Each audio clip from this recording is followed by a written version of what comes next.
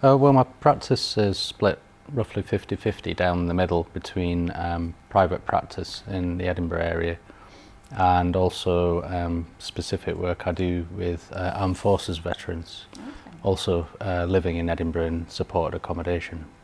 So both of those are within private practice, but I'm kind of subcontracted in by the charity concerned to do work with about a dozen men mainly a week. And you've been undertaking some research in terms of that, in terms of using TA with that client group, I understand. Yes, that's right. Originally I did a pilot study back in 2013 with 6 of the veterans, looking at working with a mainly integrative and relational TA approach, a mixture of those two. And I was using what's called the GAD-7 anxiety scale questionnaire, PHQ-9 depression scale, and what's called the clinical core OM scale, which is a sort of NHS-based general measure of well-being, and taking questionnaire samples every 4 weeks or every 4 sessions with these chaps, who all consented obviously to be part of it. And this was originally partly for fundraising purposes for the charity, but also to give the chaps and myself a sense of whether the work we were doing was having a positive impact. Okay, so it was a measurement tool, really. Partly for your own interest as well. It sounds like, to see how effective am I being, or how effective is TA in terms of this this client group. And what sort of models were you using? So you said you were using integrative and some relational models.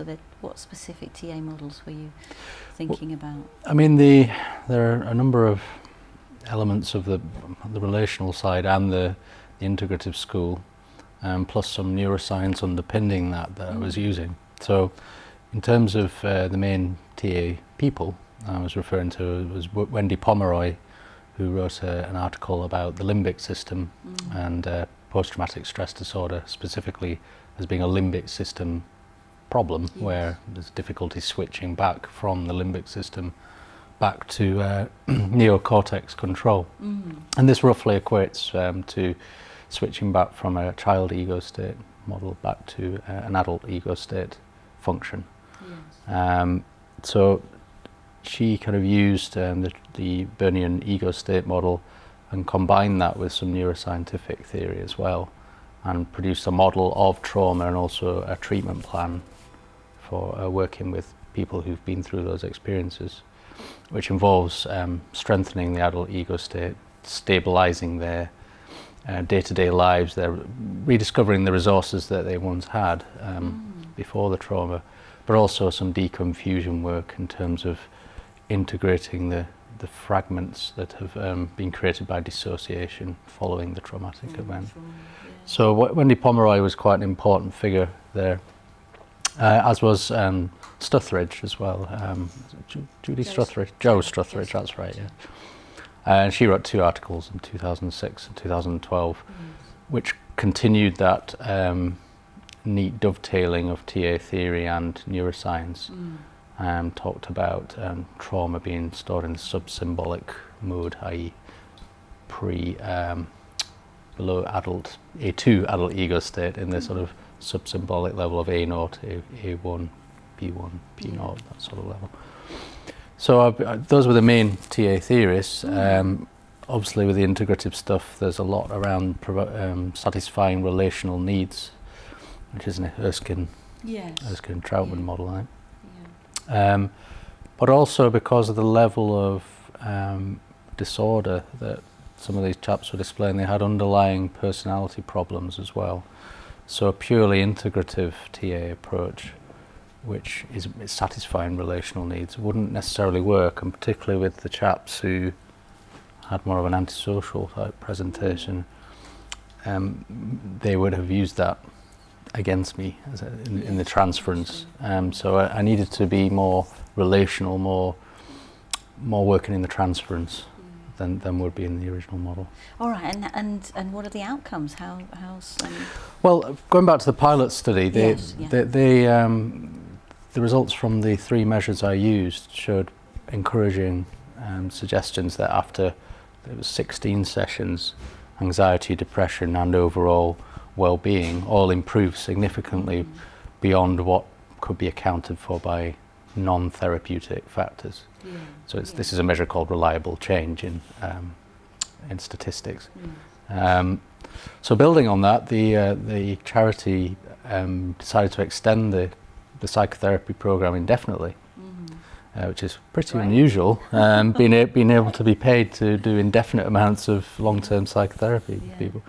So the main piece, which I've just finished just now, I'm just about to, has taken around 2 years, starting from January 2012, and there's 15 veterans involved, and they've been divided into 2 groups.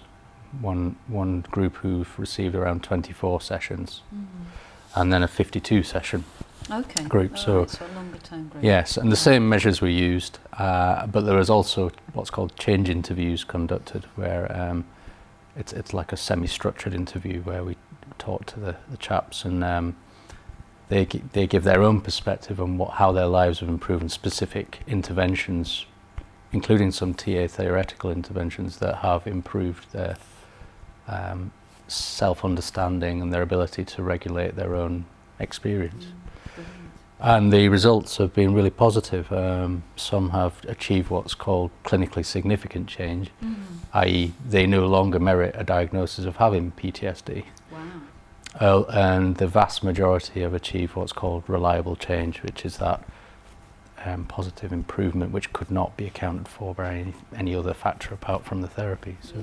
Yeah, that's so fantastic. It's really encouraging. Yeah. Good for you, great. And when will this be published? When will we be able to? Yes, well at the moment results? It goes through the peer review process, and then will be published in the International Journal of TA Research in July this year. Great.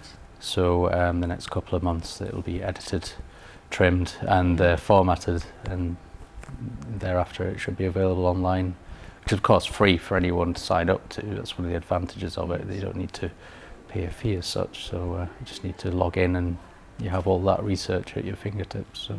That's fantastic. That's great. Sounds like really fantastic work. Yeah, I've really enjoyed it, and really opened my eyes to using TA in a very specific context with a group of people in terms of the treatment they've received in the past. So.